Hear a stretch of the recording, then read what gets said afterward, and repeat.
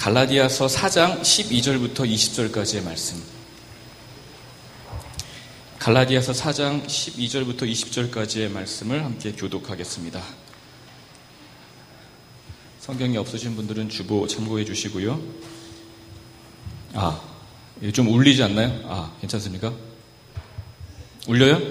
예, 좀 울립니다. 이거 좀 잡아주십시오. 요새병자님. 조금 잡아주세요. 12절, 형제들아 내가 너희와 같이 되었은즉 너희도 나와 같이 되기를 구하노라. 너희가 내게 해롭게 하지 아니하였느니라.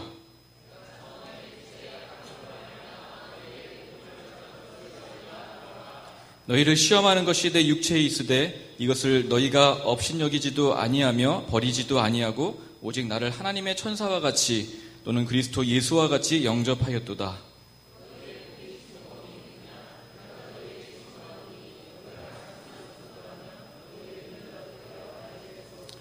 그런즉 내가 너희에게 참된 것을 말함으로 원수가 되었느냐?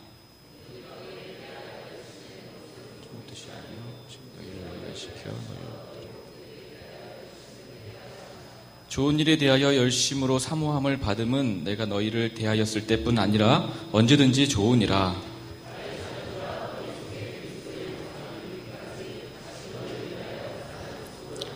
내가 이제라도 너희와 함께 있어 내 언성을 높이려 함은 같이 읽습니다. 너희에 대하여 의혹이 있음이라. 아멘. 한 번 더 잠시 기도합니다. 하나님 아버지,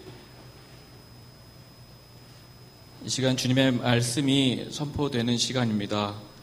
종의 허물과 죄악 때문에 주의 말씀이 굽게 될까봐 두렵사오니 주의 보혈로 가리워주시고 그리스도의 옷으로 입혀주사 오직 종의 입술을 통하여서 생명이 증거되게 하시며 우리 귀한 지체들이 소성케 되어지고 다시 한번 소망을 가지며 분연히 일어날 수 있도록 이 시간 역사하여 주시옵소서. 성령께 이 귀한 시간을 의탁드리며 예수님의 이름으로 기도합니다. 아멘. 사람을 대하는 원리라고 해서 이제 두 번째 시간인데요. 오늘이 끝입니다. 두 번째 시간. 20절까지의 말씀인데 지난번에는 12절부터 15절까지에 좀 집중을 했다면 오늘은 16절부터 나머지 말씀에 좀 집중해 보려고 해요. 지난번 본문에서 이제 복습하는 차원에서 바울과 갈라디아 성도들 간의 그 관계를 통해서 사람을 대하는 원리 두 가지를 이제 먼저 발견해 보았죠. 그 첫 번째가 뭐였습니까? 12절에 나와 있는 말씀인데 여러분 다 잊어버리셨기 때문에 다시 한번 읽어보죠. 자, 시작. 형제들아 내가 너희와 같이 되었은즉 너희도 나와 같이 되기를 구하노라. 여기까지요. 예, 그렇죠. 우리가 참된 성도라면은 누구를 대하든지 그리스도 예수로 말미암는 그 구원의 자유와 기쁨을 나누고 싶은 열망으로 가득해야 된다라고 말씀을 드렸습니다. 그래서 바울과 같이 이 사람도 나와 같이 되었으면 좋겠다. 나와 같은 복락을 이 사람도 누렸으면 좋겠다라는 그런 마음을 가지게 되어져요.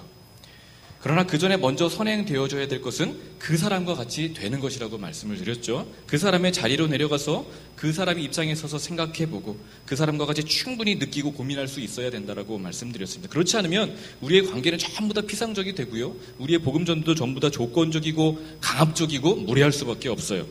두 번째 14절에 나와 있는 그 말씀인데 두 번째 원리는 좀 기니까 제가 읽어드리면 너희를 시험하는 것이 내 육체에 있을 때 이것을 너희가 업신여기지도 아니하며 버리지도 아니하고 같이 읽어볼게요. 시작. 오직 나를 하나님의 천사와 같이 또는 그리스도 예수와 같이 영접하였도다 라는 말씀을 통해서 바울에게 시험하는 것이 있었단 말이죠. 그럼에도 갈라디아 성도들이 개의치 아니하고 바울이 전한 복음 때문에 그를 하나님의 천사와 같이 그리스도 예수와 같이 영접했다라고 말씀드렸습니다. 이처럼 우리도 상대방을 대할 때 치명적인 약점이 보일 수 있죠.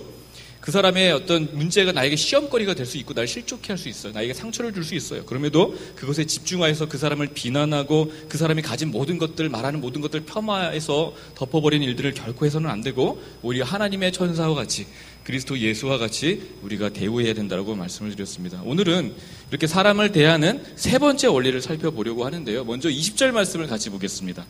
20절 말씀을 다시 한번 읽어볼게요. 자, 시작. 내가 이제라도 너희와 함께 있어서 내 언성을 높이려 하면 너희에게 대하여 의혹이 있음이라. 지금 무슨 말이에요? 바울이 언성이 높아지고 있다라는 말이죠. 내가 언성이 높아지고 있다.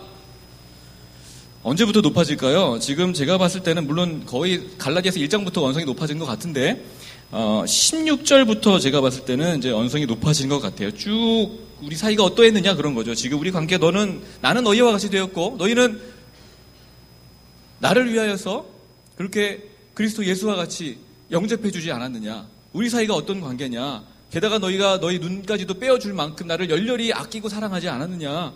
그래서 교회가 세워졌고 그래서 이렇게 많은 영혼들이 복락을 누리고 있지 않느냐. 그런데 어떻게 해서 이렇게 한순간에 나에게 돌아설 수 있느냐. 나를 어떻게 원수로 대할 수 있느냐 하면서 16절부터 막 언성이 높아지는 것을 우리가 느끼게 되어지죠. 그러니까 바울도 부드러운 어조로 말하고 싶었어요. 그런데 그게 잘 되지 않는 것은 20절에 나와 있는 말씀과 같이 너희에 대하여 의혹이 있기 때문에 그렇습니다. 그 의혹 때문에 당혹스러움과 속상함을 감출 수가 없었던 거예요. 그렇다면 갈라디아 성도들이 그렇게 바울로부터 돌아서게 된 결정적인 이유가 무엇일까? 즉 그들이 가지고 있었던 의혹, 그 문제라는 것이 무엇일까? 세 가지로 정리해 볼 수 있습니다. 첫 번째는 16절 초반에 나와 있는 그 말씀 보시면 그런즉 내가 너희에게 참된 말을 함으로 원수가 되었다라고요. 참된 말 때문에 원수가 되었다라는 것이 그들의 문제점이었습니다. 바울은 기질적으로 매우 정직하고 직설적이죠. 그래서 돌려 말하는 법이 없습니다. 기면 기고 아니면 아니에요. 아주 쿨하죠. 문제는 그러다 보니까 무슨 일이 발생합니까? 상대방이 상처를 받죠. 물론 우리 주변에는 이런 좀 기질적으로 좀 끊고 매짐이 아주 딱 부러지는 사람들이 필요한 것 같아요. 그래야지 무조건 그냥 휩쓸려서 끌려다니지 아니하고 소신을 지켜나갈 수가 있죠. 복음 전도와 하나님 나라를 일구기 위해서도 이런 기질은 정말 절대적으로 필요합니다. 너무 중요해요. 타협하지 않고 정확하게 하나님의 말씀을 전할 수 있는 사람이 있어야 되죠. 그러나 그만큼 지혜도 있어야 됩니다. 뭐든지 타협하지 않고 정직하게 다 솔직하게 말한다고 좋은 것은 아니에요. 여러분 사회생활 해봐서 다 알잖아요. 상대방에 대한 공감이 있어야 됩니다. 이 사람의 상태가 어떠한지에 따라서 우리가 말을 할까 말까를 결정할 필요도 있고요. 또한 충분한 상황에 대한 이해가 있어요. 이해가 없이 그냥 다짜고짜 너 이거 잘못됐잖아 말하는 것은 결코 지혜로운 행동이 아닙니다. 무엇보다 내가 말하는 동기가 무엇인지를 면밀하게 살펴보고 점검할 줄 알아야 돼요. 말한다고 다 좋은 게 아니죠. 내가 지금 어떤 의도로 이 사람에게 이 참말을 얘기해야 되는가 살펴봐야 되는데 그렇지 못해서 상처를 받습니다. 사람들이 상처를 받는 이유는 어떤 사람들로부터 참말 진실된 말을 들었기 때문이라기보다는 거의 대부분 그 말하는 사람의 의도, 그 사람이 어떤 악의, 그 동기 때문에 상처를 받고 시험에 드는 거예요. 사랑 없이 말하거나 사랑이 없이 그냥 무관심하게 툭툭 던지는 그 말로 참말임에도 불구하고 상처를 받고요. 상대방의 허물을 들춰낼 그런 의향을 가지고 한번 당해봐라 하면서 진실된 말을 한다 할지라도 여러분 심지어 진리를 말한다 할지라도 그렇게 동기가 불순하면은요 상처를 받습니다.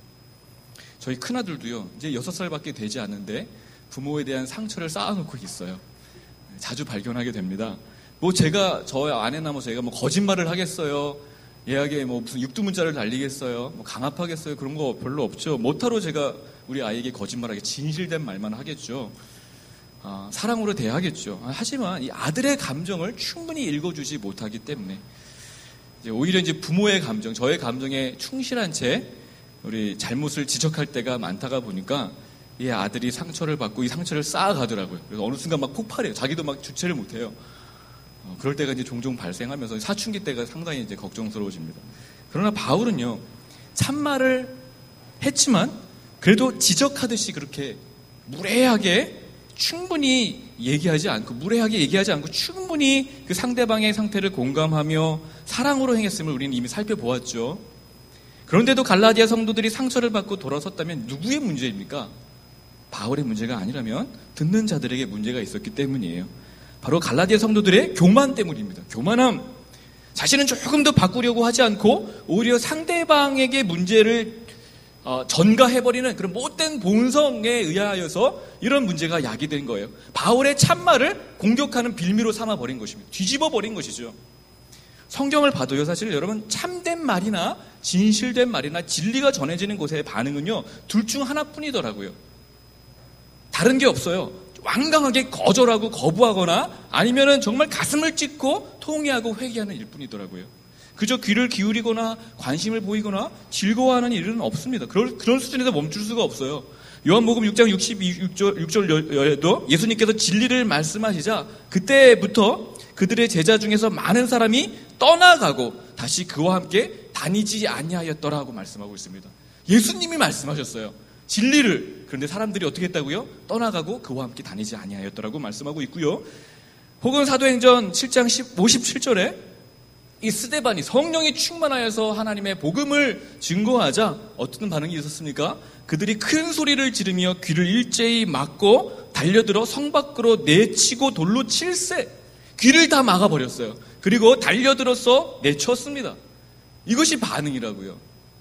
혹은 아니면 사도행전 3장 2장 37절에 이 말을 듣고 마음에 찔려 베드로와 다른 사도들에게 물어 이르되 형제들아 우리가 어찌할꼬 하거늘. 마음에 찔려 어찌할꼬. 이 외에 여러분 다른 반응이 나올 수가 없습니다.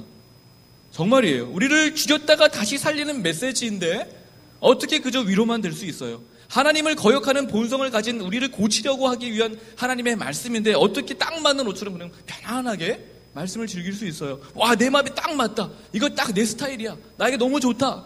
야, 이거 너무 속 시원하다. 여러분, 이런 복음은 없습니다. 그러므로 우리도 많은 경우 복음을 들을 때 진실된 말, 진리를 듣고 또 나에 대한 진실을 알게 될 때예요. 이와 같은 반응을 본성적으로 교만한 우리의 본성 때문에 보일 수 있다는 사실을 항상 명심하면서 대비하고 있어야 돼요. 여러분, 우리가 아무 생각 없이 본성 그대로 그냥 우리는 자연스러우니까 자연스럽게 방치하고 어떠한 저항 없이 살다가 이렇게 예배 자리에 와서 말씀을 듣게 되면은요, 대부분 튕겨버려요. 거의 대부분 말씀이 이렇게 들어오질 않아요. 우리의 마음밭이 저절로 좋아지지 않습니다. 많이 읽고 기경하여서 옥토를 만들어야 돼요. 그냥 좋아지지 않아요. 거의 소화시키지 못하고 그래서 때로는 그런 말씀이 들어올 때 화를 내기도 하죠. 무슨 말씀이 졌다, 야, 듣기 싫어, 짜증나, 지나 잘하라고 그래, 이런 식으로 반응하는 것이 우리의 모습이고요. 많은 대부분 본성대로 살아가는 성도의 실상일 수 있습니다. 세상 사람은 말할 것도 없고요. 두 번째는 지난번에 살펴봤던 여러분 9절 말씀을 잠깐 보시면은요,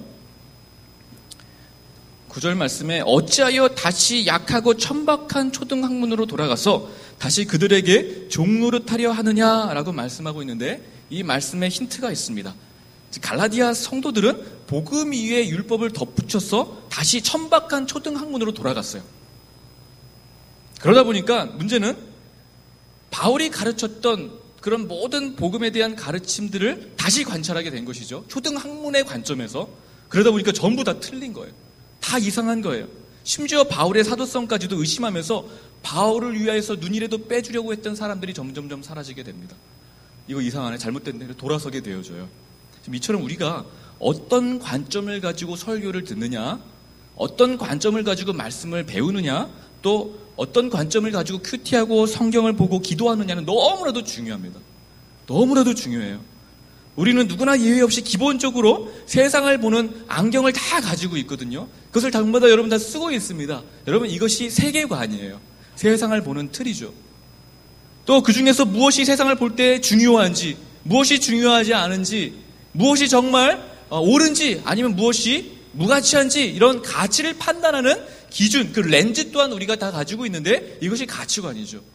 이 세계관과 가치관에 따라서 우리는 무엇을 들어도 전부 필터링합니다.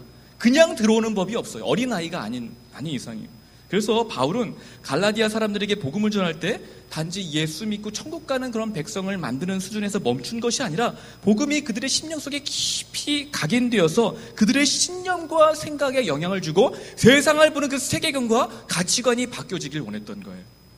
기존의 렌즈를 벗고 새로운 렌즈를 삽입하는 일종의 패러다임의 전환이 일어나기를 바랬던 것이죠. 그런데 바울이 전한 복음이 갈라디아 성도들의 심령에 깊숙한 것에 박히지 않았기 때문에 다른 어떤 사상이 들어오자 금방 빠져버렸습니다. 여러분, 예수님께서 제자들을 3년 반 동안 공생의 기간 데리고 다니셨어요. 얼마나 많은 말씀을 하셨겠습니까? 그리고 자신의 죽으심과 부활에 대해서도 분명히 수차례 가르쳤음에도 불구하고, 여러분 다 아시죠? 정작 예수님께서 십자가에 지실 때, 달리실 때 어떻게 했어요? 전부 도망가고요. 예수님께서 부활하셨을 때조차도 문을 꼭 걸어 잠그고 숨어 있었던 이유도 똑같습니다. 말씀을 마음으로 받아서 신념까지 변화시키지 못했던 거예요. 그냥 머리에 남았던 거죠. 그래서 바울은요, 19절에 나와 있는 그 말씀을 한번 보십시오. 19절의 말씀이 오늘의 핵심인데, 19절 말씀을 보시면, 나의 자녀들아, 너희 속에 그리스도의 형상을 이루기까지. 뭐가 지금 핵심이에요? 너희 속에 그리스도의 형상이. 너희 밖에가 아닙니다. 너희 속, 표면적으로 흉내만 내는 수준에서 멈추는 것이 아니라, 그저 종교적인 사람을 만드는 것이 아니라 진리가 너희 속에, 즉 너희의 가슴 깊숙한 곳까지 들어와서 영향을 미치고 변화시키길 원했다는 것이죠. 사변적이고 관념적으로 깨닫는 수준이 아니라 진리를 잘 소화시켜서 우리 영혼 전체를 살찌우고 가득 채우길 원했던 것입니다. 몸 전체가 하나님의 진리 덩어리가 되길 바랬던 거예요. 그렇지 않으면요, 진리를 들어도 전부 다 필터링 됩니다. 다른 사상이 우리 마음속에, 우리의 머리에 다 우리의 사상에 들어와 있기 때문에 그렇죠. 자기식으로 그래서 해석하고 자기식으로 적용해버려요. 큐티를 해도, 설교를 해도 지가 듣고 싶은 것만 듣습니다. 심지어 갈라디아 성도들처럼요, 참된 진리, 복음을 정말 간절히 전했음에도 불구하고 다른 관점을, 다른 렌즈를 갖게 되니까 이단사입니다, 이단교리다 라고 치부해버리잖아요. 좀 무서운 일이 일어날 수 있는 것이죠. 여러분, 오늘날도요, 어떤 부류에게, 교회에서 어떤 부류에게 은사, 성령운동 이런 얘기하면요, 막 그냥 몸소리를 치는 사람들이 있어요. 은사, 성령운동이 왜 몸소리 칠 만한 이유입니까? 문제입니까? 너무나도 중요하고 성경적인 내용임에도 불구하고 자기 안경을 가지고, 편견을 가지고, 선입견을 가지고 보기 때문에 어이구 이거 이상한 거 아니야? 라고 생각하는 사람들이 허다하게 많고, 또 어떤 부류에게 교리, 신학 이런 얘기하면 어우 딱딱해, 어우 지루해, 막 이건 필요 없어, 나는 그런 복잡한 거 싫어, 예수님이면 되지, 이런 무식한 소리를 하고 있어요. 자기 관점을 가지고 전부 다 하나님의 말씀과 그 개념조차도 틀어버리는 겁니다. 그러므로 여러분, 우리가 성경적 세계관을 갖추는 일은 너무나도 무엇보다도 시급한 과제예요. 우리 성도의 가장 중요한 의무라고 해도 과언이 아닙니다. 얼마나 인본주의적인 가치관과 세속주의와 상도주의가 들어와서 교회와 성도들에게 영향을 미치고 있는지 그 피해는 말로 표현할 수 없을 정도로 심각해요. 죄다 잠식되어 있습니다. 무슨 동성애나 이슬람이나 지금 이슈가 되고 있는 이단의 공격만 문제가 아니에요. 그것들은 눈에 보이기라도 하죠. 대처할 수 있잖아요. 그런데 이런 사상이나 가치관들은 눈에 보이지도 않은 채 우리의 영혼 깊숙한 곳까지 침투해 들어와서 영향을 미치기 때문에 심각한 거죠. 그래서 뭐 신천지 교리가 들어왔다면 대처할 수 있어요. 전 자신 있습니다. 우리 제자 훈련 하시고 또 양육반 하시는 분들 자신 있을 거예요. 아닌가? 예, 할 수 있을 거라고 저는 생각해요. 문제 되지 않아요. 여러분, 분명히 분별해낼 수 있어요. 그러나 세속주의는 막아내지 못한다고요. 여러분 보세요. 죄다 여러분 성경 보고 말씀 보는 시간보다 드라마 보고 영화 보고 여러분 음악 듣고 게임하고 미디어의 언론의 교육에 우리가 만나는 사람들 통해서 계속적으로 여러분 쉼없이 이런 사상들을 접하고 문을 두드리고 있는데 어떻게 그걸 다 막아내고 있어요? 무의식적으로 여러분 다 받아들이고 있어요. 혼합되어져 있어요. 그렇기 때문에 우리는 우리 자신을 과신해서는 안 됩니다. 가랑비에 옷 젖는다고 여러분 다 젖어 있어요. 저도 마찬가지예요. 그래서 신뢰하지 말고, 자신을 신뢰하지 말고 말씀의 빛 아래서 항상 날마다 우리 속을 면밀하게 뜯어 살펴보고 관찰하고 이런 잘못된 사상이 우리 신념 영혼에 깊숙이 영향을 미치고 있지는 않는지, 들어와 있지는 않는지를 여러분 발견하고 고치려는 노력을 쉬지 말아야 됩니다. 끊임없이 분별하고 잘라내는 일들이 있어야 돼요. 동시에 우리의 심령을 성경과 하나님의 진리로 채우는 일 또한 게을리해서는 안 됩니다. 하나님 말씀을 꾸준하게 매일 읽고 먹고, 어른들이 얘기하는 것처럼 구약과 신약을 다려 먹듯이 그렇게 계속적으로 다려 드세요. 매일같이 하나님의 말씀으로 우리의 심령, 진리를 채워나가는 일은 너무나도 중요한 일이기 때문에 여러분 쉬어서는 안 돼요. 세 번째로, 갈라디아 성도들이 그렇게 바울에게서 돌아선 그런 결정적인 이유는 뭐냐면 17절에 나와 있는 말씀 때문입니다. 우리 17절 말씀을 다시 한번 읽어볼까요? 자, 시작.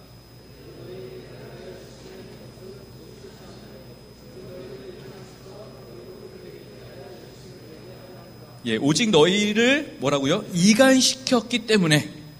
이간질, 즉 교회에는요, 이 이간질이 문제입니다. 어디에나 교회는 이간질하는 사람이 있어요. 꼭 무슨 거짓 교사, 신천지, 혹은 뭐 나쁜 사람들이 와가지고 이간하는 것만 여러분 이간이라고 생각해서는 곤란합니다. 우리도 이간하는 사람이 될 수 있어요. 저도 그렇습니다. 이간은 별게 아니라요, 그냥 무의식적으로 흘러나오는 말을 통해서 발생하고 연그러져요. 그냥 그저 누군가에 대해 별 생각 없이 그냥 견해를 말할 수 있죠. 그런 일들이 있잖아요. 쟤는 어땠다, 저는 뭐 저렇다, 이건 좀 이런 것 같다, 그런 말 많이 하잖아요. 그런데 그러다 보면은요, 그 말이 이간으로 변질되고 발전될 수 있다고요. 그런 가능성이 너무나도 많다고요. 잠언 17장 9절에 그래서 이렇게 말씀합니다. 허물을 덮어주는 자는 사랑을 구하는 자요, 그것을 거듭 말하는 자는 친한 것을 이간하는 자니라. 뭐라고요? 허물을 덮어주지 않고 거듭 말하는 자는 이간하는 자라고요. 허물을 계속 얘기하면 이간질이 된다고요. 별거 아니에요. 우리도 할 수 있는 일이에요.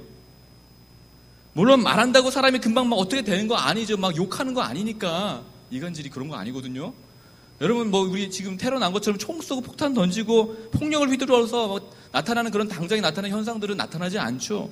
그러나 무서운 것은요, 반복입니다. 처음에는 무시하고 그런 얘기 들어도 저항하고 거부하지만 계속 되다 보면은요, 어느 순간 뇌리에 남아요. 박히게 됩니다. 그러면 그 사람을 보는 선입견이 자기도 모르게 무의식적으로 생겨요. 이게 무서운 거죠. 야, 쟤 되게 이기적이다 라고 얘기를 들으면은요, 처음 봤음에도 불구하고 그 사람이 정말 이기적으로 느껴져요. 아닌 것 같으세요? 여러분, 웬만하면은, 그래서 저는요, 상대방을 만나기 전에 누군가로부터 그 사람에 대한 정보를 듣는 것을 피하는 게 좋다라고 생각이 됩니다. 아무리 우리가 걸러낼 수 있다고 장담을 해도요, 그 말을 절대 무시할 수 없는 것은 그 말 자체에 힘이 있기 때문에 그래요. 그게 거짓이든 상관하지 아니하고요, 그 말 자체의 힘이요, 물론 그 사람이 어떤 영향력에 있느냐에 따라서 더 커지죠. 더 문제는 심각해지죠. 그런 사람이, 만약에 저 같은 사람이 저 형제는 좀 너무 말이 거친 것 같아, 함부로 남의 말을 하는 것 같아 라고 누군가에게 제가 얘기했다면요, 이거는 여지없이 그 사람이 그렇게 봐요. 아닌데도 불구하고요.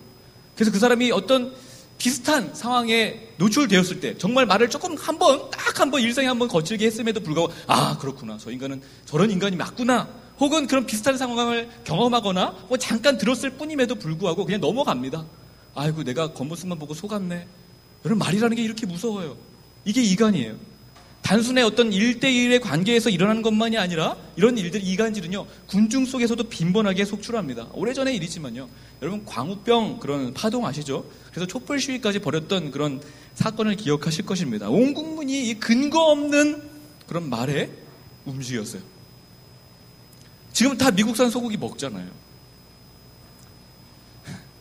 오래된 일이기 때문에 말씀드립니다. 이런 일들이 물론 정말도 있지만 생각보다 가짜도 많고 진짜인데 엄청나게 부풀려가지고 막 과대하게 포장되어져서 군중에게 심겨지니까 군중이 전부 다 막 들고 일어나는 거예요. 막 구테타도 일어나는 것처럼 막 다 뒤집어지는 거예요. 그래서 성경에 그런 일들이 적지 않게 기록되었고요, 예수님의 십자가 사건도 일종의 군중 심리에 의해서 사람들이 예수님 십자가에 못 박아라 라고 소리쳤던 것도 같은 이유에서였습니다. 이런 식으로 바울은 가짜다, 야 바울은 모세와 선지자 무시한다, 율법 다 무시하고 아무것도 몰라, 저 예수님도 만나지 않았어, 저 가짜 선지자야, 저 이단 사입이야 라는 그런 말에, 영향력 있는 사람의 말에 모든 갈라디아 성도들이 전부 다 그런가, 아닌데 그런가, 그런 거 넘어간 거예요. 그렇게 인식되는 것이 이렇게 여러분 무섭습니다. 사실 더 무서운 것은요, 단지 한 사람의 명예훼손으로 그치는 정도가 아니죠. 물론 그것도 심각한데 사회는 그걸 굉장히 심각하게 보죠. 명예훼손 따위가 문제가 아니에요. 바울을 오해하는 수많은 사람들이 그래서 바울이 전한 복음까지도 거절했다는 것이죠. 그래서 결국에 어떻게 됩니까? 생명으로부터, 하나님으로부터 멀어졌다는 것이 그게 심각한 점이죠. 여러분, 이것이 사단의 정략입니다. 여러분, 사단이 최초의 인류를 어떻게 범죄자로 만들었어요? 창세기 보면 나와 있죠. 이간질로 했습니다. 여러분, 다른 어떤 폭력을 행사하고 뭐 강제로 어떻게 범죄자로 만든 게 아니라 말로 그랬단 말이에요. 야, 그거 먹지 말라고 그랬지? 괜찮아, 죽지 않아. 오히려 먹으면 하나님과 같이 될 거야. 그래서 하나님께서 너 먹지 말라고 한 거야. 하나님이 경계한 거야. 정말이에요. 그 말로 넘어갔어요. 그런 말이, 여러분, 이런 이간질의 배후에 항상 사단의 계략이 있다는 사실을 명심하여야 돼요. 우리도 그렇게 넘어가고 그렇게 사단의 계략에 농락당할 수 있는 것이죠. 그런데 사랑하는 여러분, 이런 안타까운 일들이 갈라디아 교회에만 있었습니까? 아니죠. 오늘날 어느 교회를 가도 이런 문제가 있어요. 정말입니다. 우리 교회도 여러분 물론 좋은 얘기는 아니지만 예외는 아니에요. 참말을 해줘도요, 상처받는 사람들이 꼭 있습니다. 진실을 말해도 막 힘들어해요. 무슨 말을 해도, 대화를 막 몇 시간씩 붙들어 놓고 해도요, 소통이 안 되는 사람도 적지 않게 많이 있어요. 이게 통하지가 않아요. 답답해요. 자기 생각, 자기 나름의 신념과 가치관으로 꽉 차 있기 때문에 들으려고 하잖아요. 그냥 자기 말부터 쏟아내요. 그리고 제가 얘기하면 안 들어요. 정말 많습니다. 저도 마찬가지일 수도 있어요. 자기 생각으로 꽉 차 있는, 성경을 배웠음에도 불구하고 여전히 세속적이고 인본주의적인 가치관이 더 큰 영향을 받아서 같은 뜻을 품지 못해요. 하나님 나라의 비전이 이것입니다 라고 얘기하면서 함께 달려가기를 원하는데 같은 마음으로 같은 비전을 품지 못하고 딴 생각하고, 그래서 자꾸 이상한 소리 내고 충돌하고 갈등을 겪는 경우들이 얼마나 많이 있습니까? 여러분, 게다가 이간질은 말할 것도 없죠. 거짓과 과장과 왜곡과 근거 없는 소문들로 인해서 서로를 바라볼 때 그저 있는 모습 그대로를 바라보며 존중해주는 일이 교회에서 별로 없고, 전부 다 편견과 선입견과 오해와, 그래서 경계를 가지고, 제가 저 인간이 저거 이상한 말 하는 거 아니야, 늘 경계심을 가지고 오해와 편견을 가지고 서로를 바라보는 경우들이 얼마나 많습니까? 교회 안에 보이지 않는 장벽과 울타들이 생각보다 많이 쳐 있는 거예요. 안타까운 현실이죠. 이럴 때 우리는 어떻게 행동해야 합니까? 여러분이 그런 오해를 받았다고 생각해 보세요. 그럼 여러분 어떻게 행동하시겠습니까? 그냥 무시하면 되나요? 불편하더라도 그냥 할 만 해야 되나요? 그냥 직설적으로다가 너 잘못했잖아 라고 얘기해 줘야 되나요? 아니면 가해자를 붙잡아 놓고 막 하소연해야 되나요? 왜 이런 얘기를 했냐고 설득해 줘야 되나요? 그냥 조용히 교회를 옮기면 됩니까?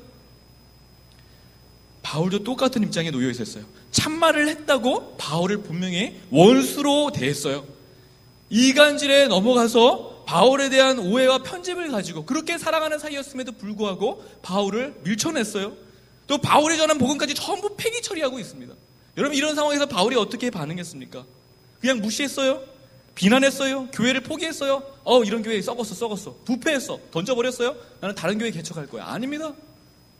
여러분, 오늘 19절 말씀이 그래서 가장 중요해요. 여러분, 19절 말씀을 다시 한번 읽어보겠습니다. 자, 시작.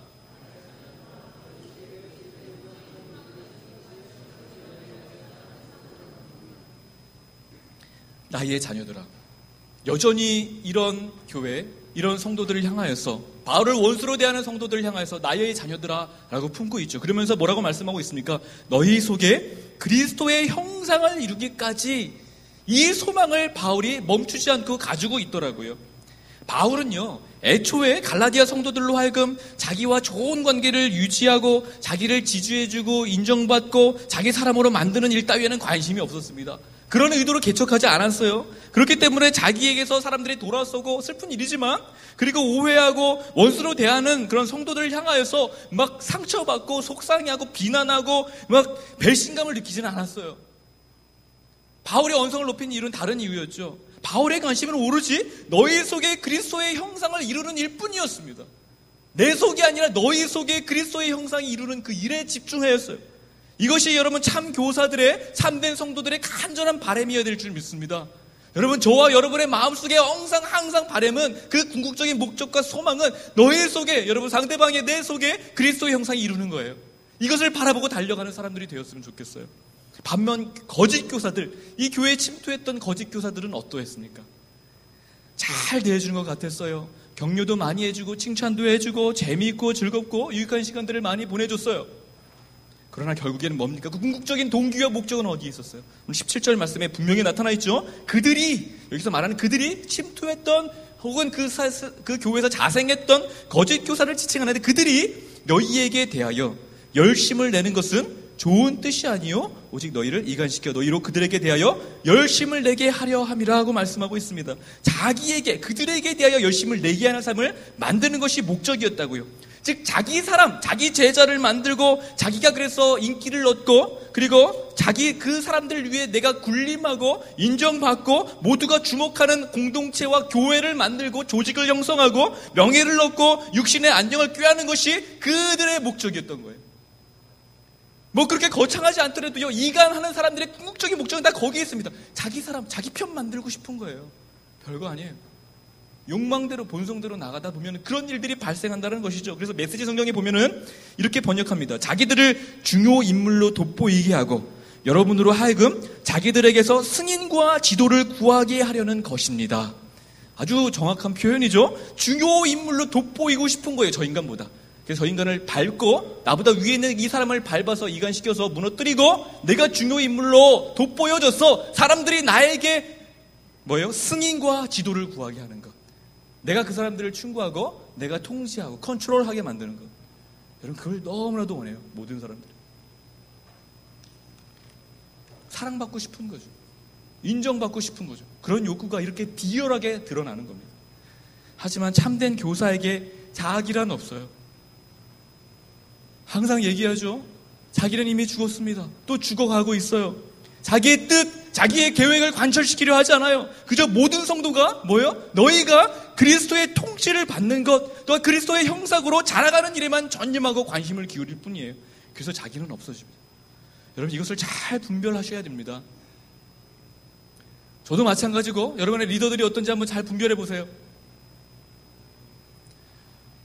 남 탓하라고 여러분 설교한 거 아니기 때문에 여러분 자신을 보세요. 여러분 자신은 정말 그렇게 자기가 아니라 다른 사람들이 하나님의 형상을 이루는 것에 관심을 기울이는 참된 제자입니까? 여러분, 로마서 8장 23절에 그래서 우리까지도 속으로 탄식하여 양자 될 것 곧 우리 몸의 속량을 기다리느니라고 말씀하고 있습니다. 참된 성도는 그래요. 양자 될 것, 즉 그리스도의 형상, 하나님의 형상이 내 안에 이루기를 간절히 갈망하며 기다리고 그래서 탄식합니다. 그러므로 우리는 우리 속에 예수 그리스도의 모습이 만들어질 때까지 결코 만족할 수 없는 사람들이에요. 늘 그런 갈망을 가지고 신앙하고 오늘도 예배합니다. 뿐만 아니라 우리 속뿐만 아니라 공동체 속에도, 우리 교회 속에도, 내 형제 가운데서도 하나님의 형상과 흔적이 나타날 때까지 멈추지 않는 사람들이어야 해요. 그러나 여러분, 이것이 기다린다고 됩니까? 저절로 그냥 성도의 견인 교리를 잘못 오해해서 그냥 가만히 있으면 점점 하나님께서 결국엔 다 끌어주실 거야 라고 생각해서는 큰 오산입니다. 성경은 그렇게 가르치고 있지 않아요. 물론 하나님께서 이루시는 거 맞죠? 하나님께서 하십니다.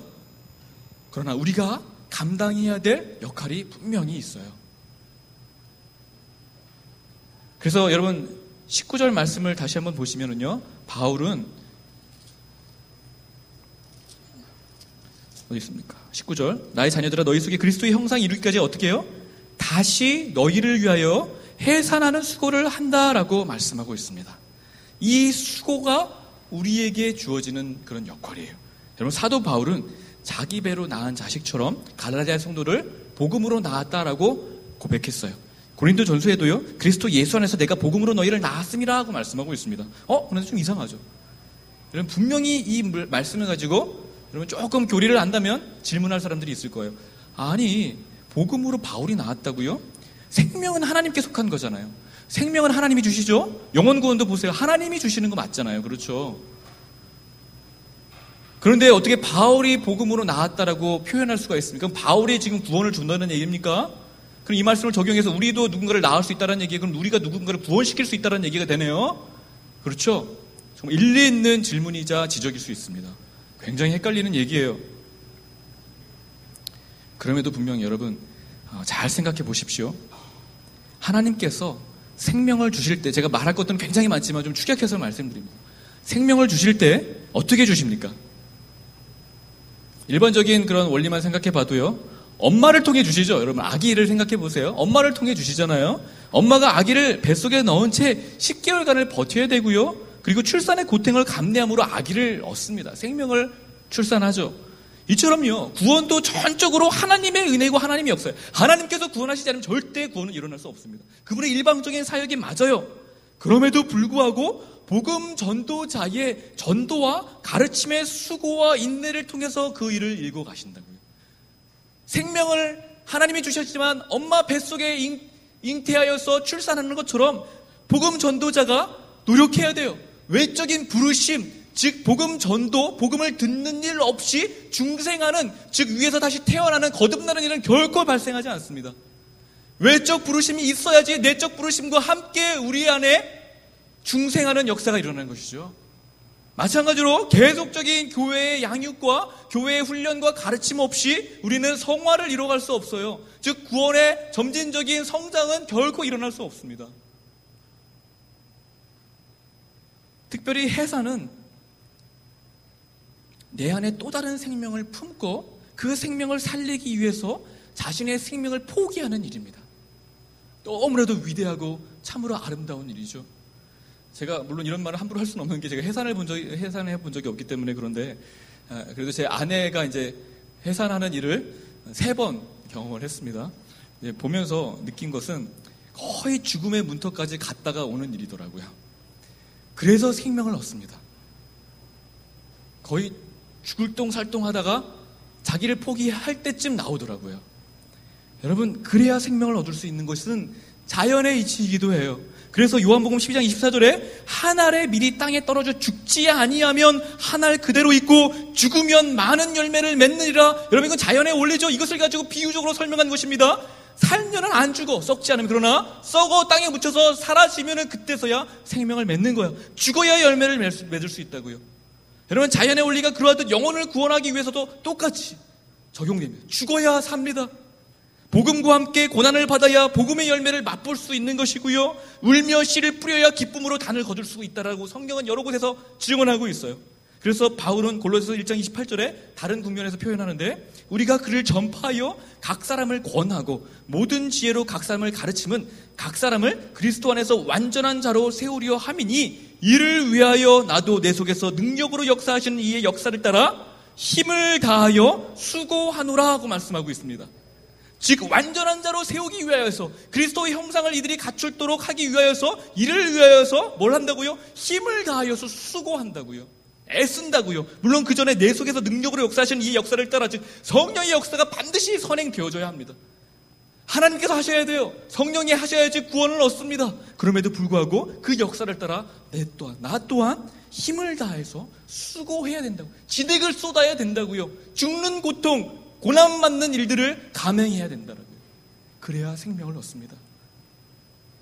이게 하나님 나라의 원리예요. 여러분, 그런데 본문을 자세히 보시면 19절에 나의 자녀들아 너희 속에 그리스도의 형상을 이루기까지 뭐라고요? 다시 너희를 위하여 해산하는 수고를 한다고요. 지금 처음 하는 게 아니라는 거죠. 이미 한번 했습니다. 1차 성도 여행 중에 갈라디아 지역에 들어가서 복음을 전파함으로 말미암아 영혼을 구원하는 그런 일을 경험했어요. 1차적인 해산이 있었습니다. 그러나 이제는 그들이 배교에 빠졌기 때문에, 은혜로부터 멀어졌기 때문에 또다시 해산하는 수고가 필요하다라고 지금 고백하는 거예요. 이처럼 성도가 시험에 들고 은혜로부터 미끄러져 버리고 교회를 떠나고 방탕하고 영적인 매춘행위에 빠져 있다면, 우상 숭배에 빠져 있다면, 교회에 있어도 마찬가지예요. 많은 사람들이 매춘행위에 빠져 있습니다. 죄송해요, 이런 식으로 표현해서. 하나님 왜 다른 것들을 섬긴다고요? 이를 위해서 또다시 가르치고 인내하고 수고를 감행해내야 되는 것이죠.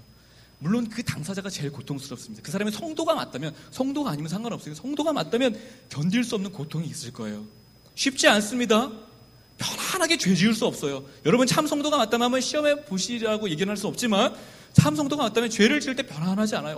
정말 죄가 달고 오묘하다. 여러분, 이렇게 얘기하는 사람 아무도 없습니다. 빠지지만은 고통스러워요. 그만한 대가 지불을 해야 합니다. 그럼에도 불구하고 그 사람을 위해 기도하고 양육하는 사람의 고통이 더 커요. 왜냐하면 여러분, 자녀가 방탕하게 될 때 자녀도 괴롭지만은요, 그 자녀를 지켜보는 부모의 심정은 정말 피를 말리거든요. 다 들어가거든요. 이거예요. 교회가 고통이에요. 한두 사람의 실족함으로 말미암아 온 교회가 몸살을 앓습니다. 양육하는 자, 지도자들은 더욱 고통스럽습니다. 그래서 바울은 그렇게 바울을 버린 성도들을 배은망덕하다라고 비난하거나 내치지 않고 포기하지 않고 어떻게 해요? 내가 다시 너희를 위하여 해산하는 수고를 하겠다라고 다짐하게 되는 것이죠. 침체에 빠지고 변질되고 오해와 편견에 빠진 성도를 돌이켜서 복음에 붙들려 살도록 만들기 위해서는요, 그렇게 많은 땀과 눈물을 흘려야 합니다. 이것이 없으면 생명을 줄 수 없어요. 고난 없는 생명이 없습니다. 사람을 세울 수도 없어요. 그래서 여러분, 지금 몇 번째 하셨나요? 우리의 한국 선교사 열전을 5번, 6번 계속 듣고 있으면서 반복되는 메시지 하나 뭡니까? 죽어야 돼요.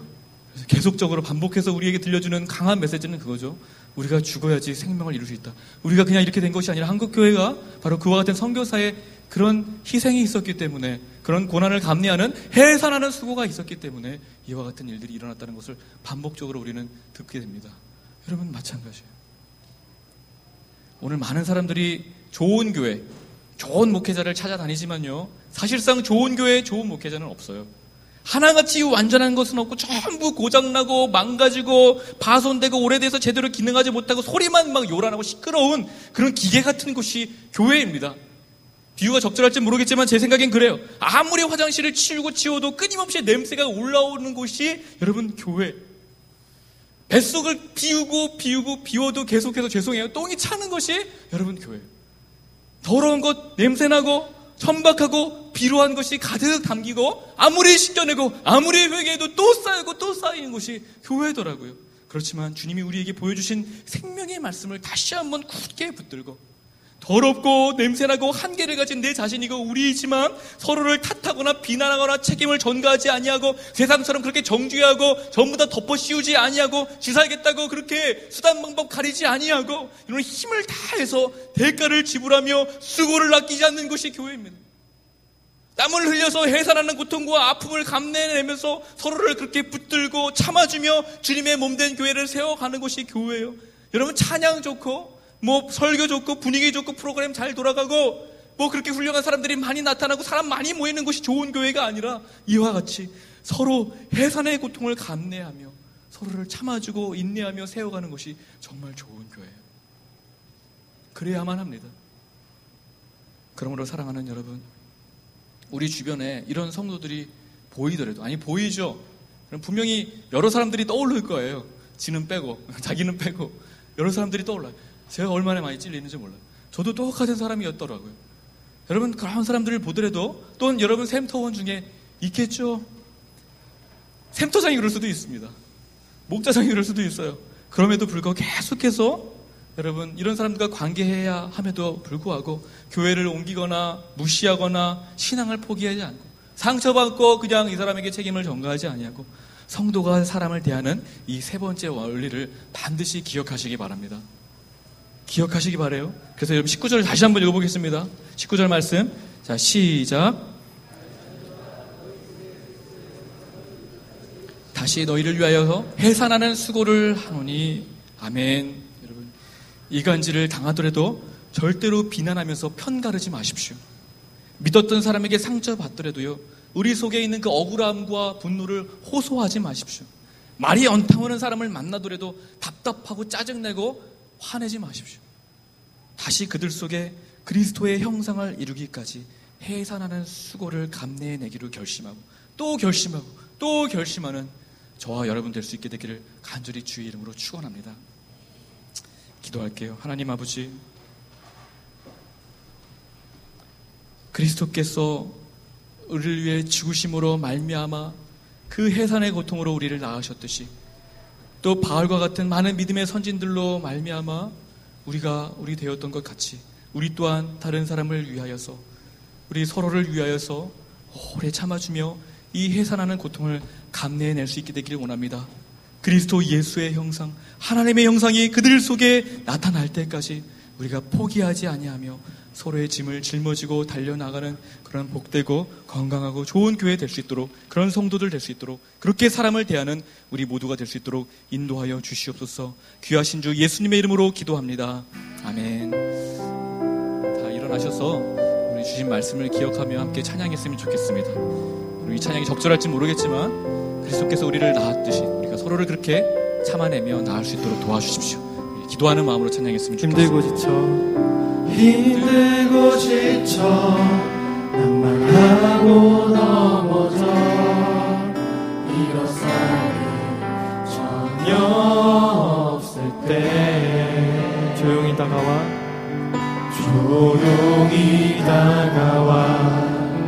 손 잡아주시며 나에게 말씀하시네.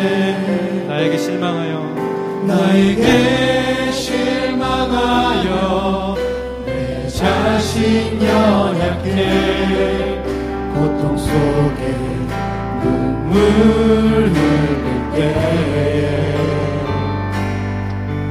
못 자국난 그 손길 눈물 닦아주시며 나에게 말씀하시네. 너는 내 아들이라.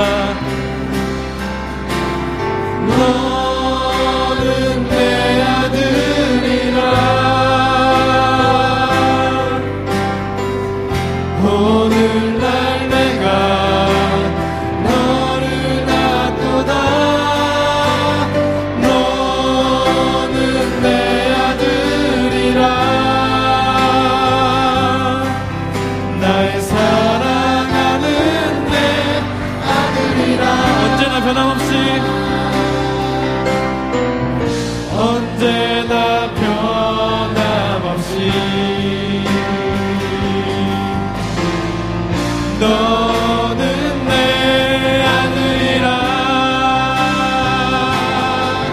나의 십자가 고통 내 삶의 그 고통으로 내가 너를 낳았으니 너는 내 아들이라. 너는 내 아들이라. 오늘날 내가 너를 낳았도다. 너는 내 아들이라. 나의 사랑하는 내 아들이. 한 번 더 찬양하겠습니다. 너는 내 아들이라. 너는 내 아들이라. 오늘날 내가 너를 낳았도다. 너는 내 아들이라. 나의 사랑하는 내 아들이라. 이제는 우리 주 예수 그리스도의 크신 은혜와 하나님 아버지의 극진하신 사랑과 성령의 감화감동 충만하심의 은총이 서로가 그리스도 예수의 형상이 충만하게 나타나기를 간절히 소원하며 해산하는 고통을 감내해내기로 결단하며 돌아가는 우리 모든 청년들과 권속들 머리 위에 주님께서 세우신 이 몸된 교회 위에 이제부터 영원까지 함께 있을지어다. 아멘.